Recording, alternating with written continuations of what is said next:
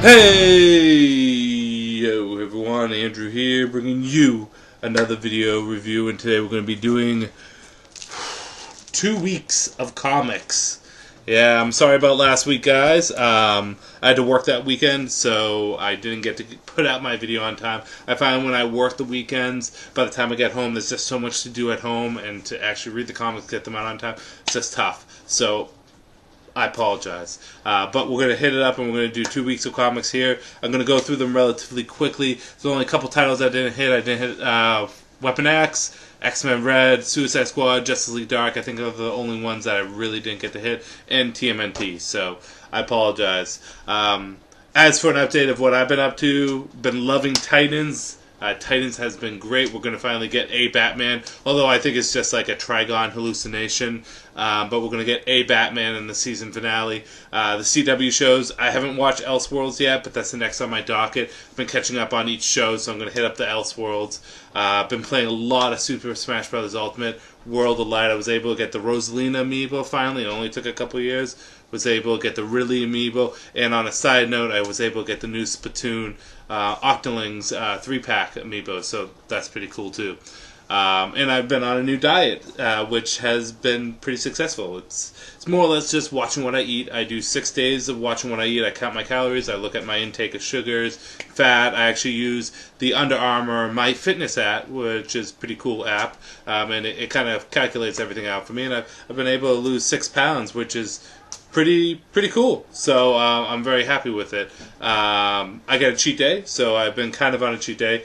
Friday I didn't actually go aggressive on Friday. That was my cheat day, and it kind of led into a little bit of Saturday. But for the most part, I've been doing well, and hopefully I can stay on that diet and keep it up.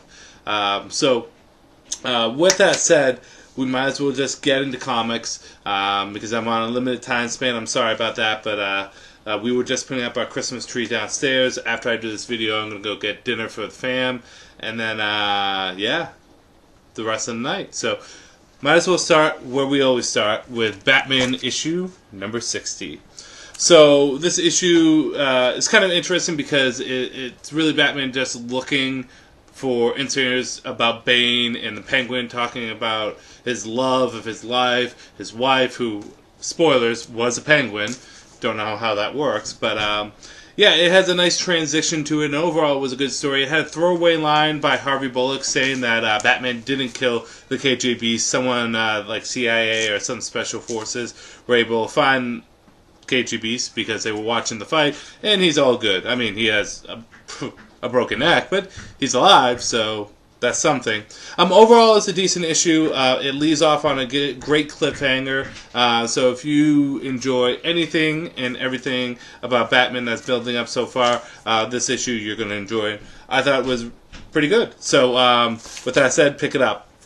Batman Annual issue number 3. Now this issue was actually really fun. It is an Alfred-centric issue, and if you're a fan of Alfred like I am, you're going to really enjoy this with great art, good storytelling, good pacing. I dare say the Annual was better than the main issue from the main series, but it's a really fun tale about just Alfred being Alfred and taking care of Bruce.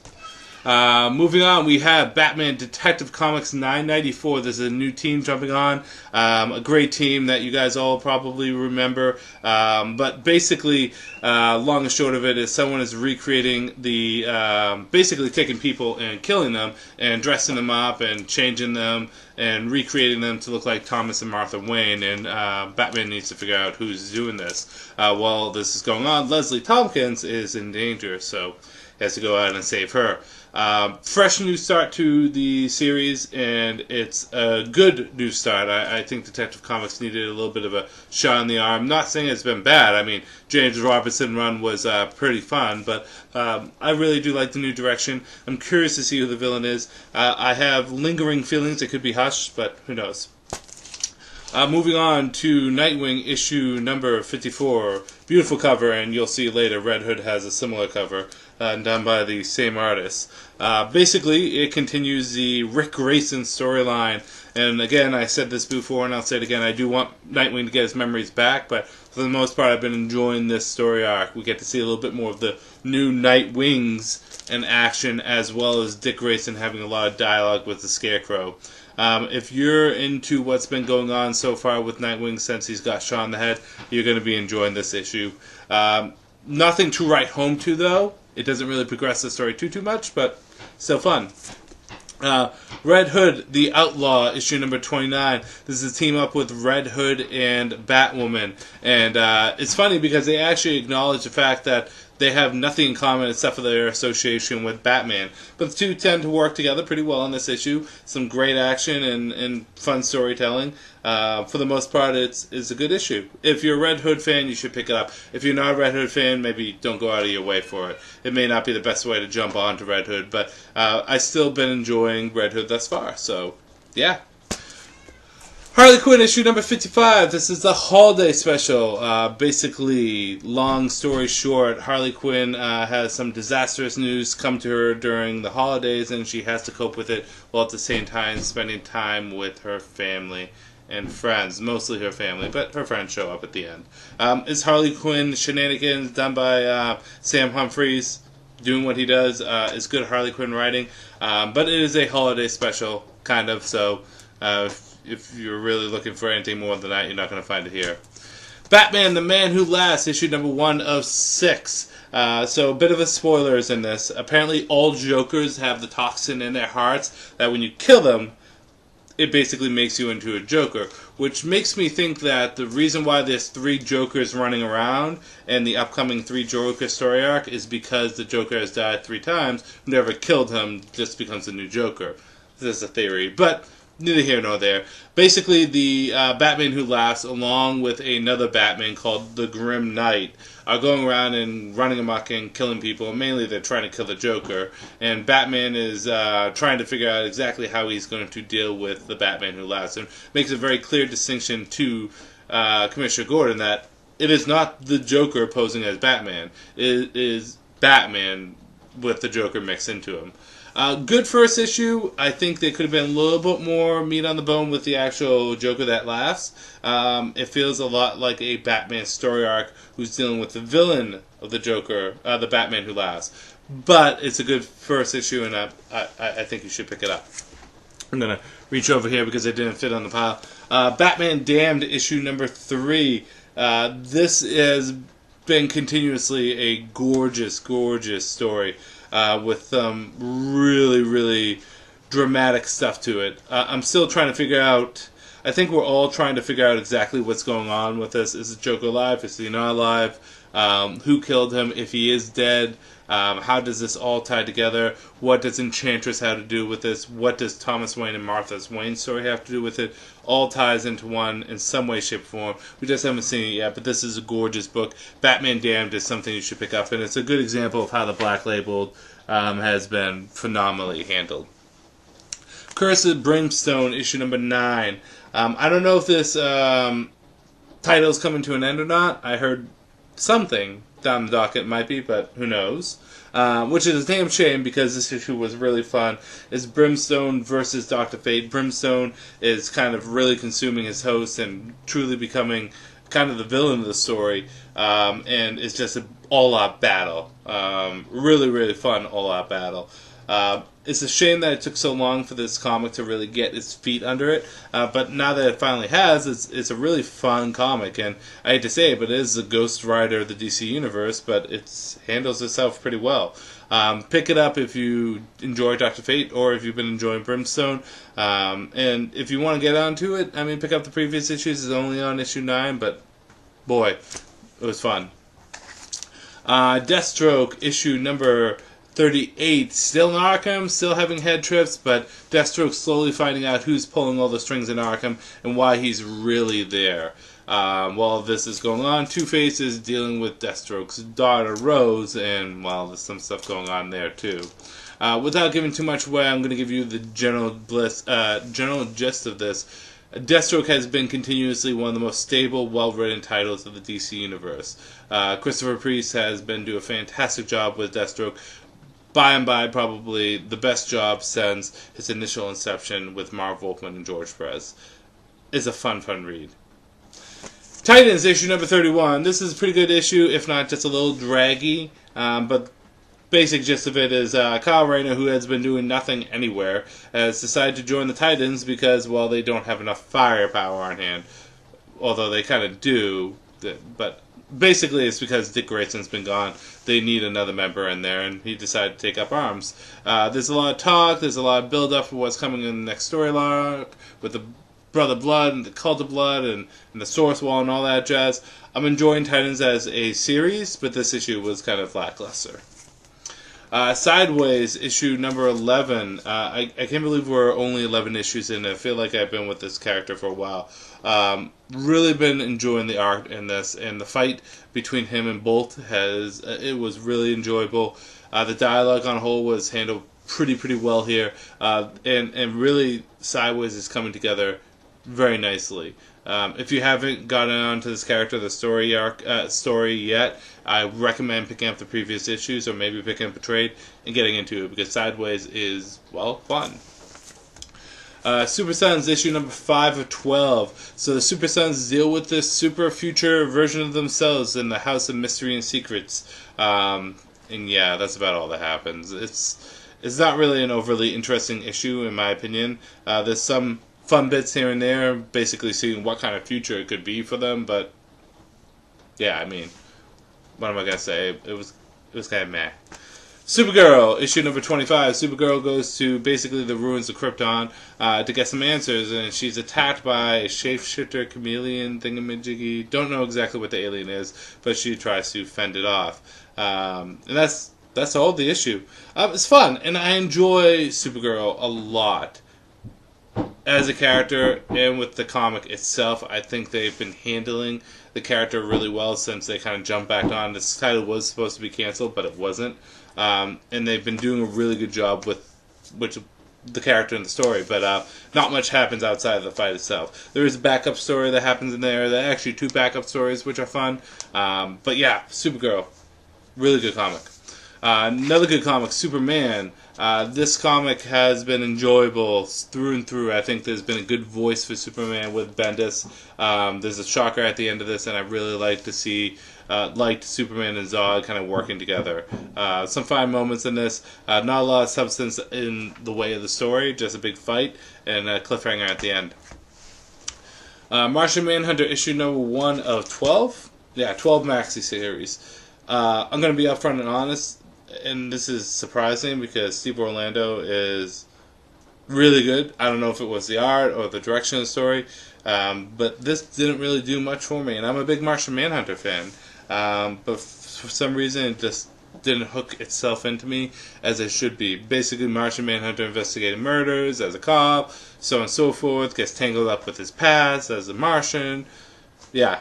Again, I want to like this because I like Martian Manhunter, but it wasn't doing anything for me. And I'm going to have to actually move some of these comics around because there are so many, it's stacking up so much. Moving on to Hawkman issue number 7. This is great because it finally gives us all the answers we need to know about Hawkman and what's his deal. Basically, long story short, Hawkman did a lot of bad stuff in his first life and he's still paying for it in his current life. It makes sense when you read it, and for an official origin for Hawkman outside of him being Prince Khufu, because I think that's always been the best first star for him. But for the most part, this is a really good issue telling the origins of Hawkman. Hawkman has been a fantastic series thus far. It's only on issue 7. That's the thing that's killing me. Again, like Sideways, I feel like we've been with this guy for a while now on this particular series. Go pick this up. Hawkman has been so enjoyable, and we're getting answers. At least this time around. Green Arrow issue number 47. This is the climax with the Citizen story arc. And basically, Oliver Queen is on trial with that vigilante citizen. And Black Canary needs to go in there dressed as Green Arrow to save him.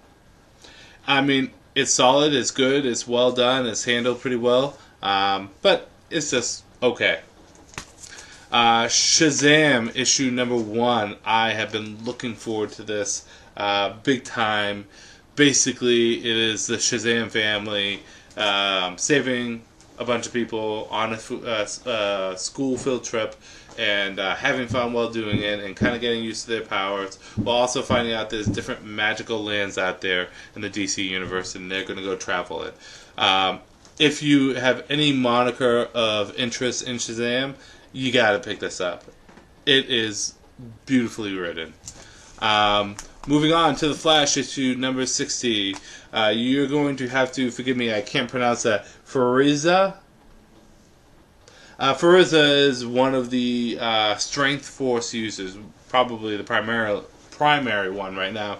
Flash is trying to learn everything he can about her and the Strength Force to basically make him better at the Speed Force. And while this is going on, he finds out that there's more to the situation than is to be seen, right? There's more playing out than he knows about. As well as Captain Commander Cold is tracking down and basically getting on a wild goose chase with the Trickster. So yeah, that's the basic gist of the issue. Again, Flash has been always good, but for some reason the Speed Force journey hasn't been hooking me as much as the previous stuff was. But it's still a good issue, and it's still worth picking up. Green Lantern, The Green Lantern, issue number 2, and gorgeous cover here. Very much like it is with Grant Morrison's writing, you don't really know where you're going until it actually gets going. And while this issue is kind of all over the place, especially the only focal point or the thread that's connecting it is Hal's interrogation of Spider Lady, whatever her name is, Spider Pirate of the Vega system. Basically, long story short is the end of this issue is really where we're starting to get direction, which is good. Still phenomenally fun, enjoyable. Grant Morrison doing what Grant Morrison does. Liam Sharp is doing a great job with the art. On a whole, I've been enjoying the series through and through. We're getting to the end, just a couple more titles. Wonderwoman, issue number 60. This is continuing Ares trying to be a good guy, but trying to figure out what it means to be a good guy. Is war justifiable? And if it is justifiable, can it be virtuous? And that's the questions that are being asked here. I'm a little upset that they're not doing more with Ares. Like, they're playing him off like an idiot. And Ares isn't an idiot, so I don't know where they're going with the character on this.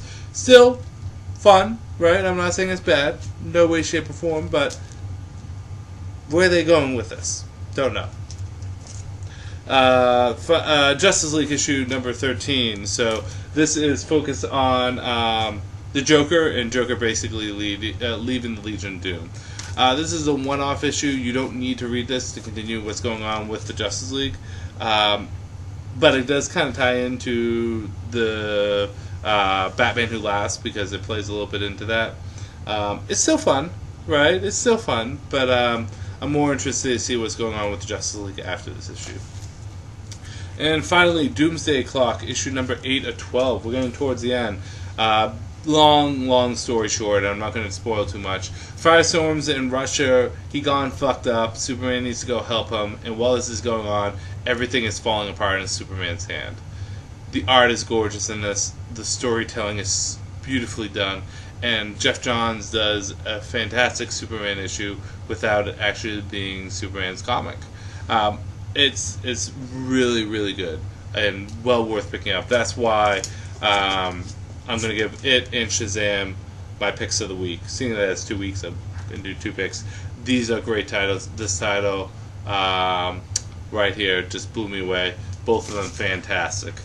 So those are my comics for the week. I appreciate you guys on your patience, and as always, thank you to my patrons. I'm going to come back next week. I do have to work, but hopefully I can get everything done so I can throw up a video review in time, especially for the holidays. So, with that said, this is Andrew saying peace out for now.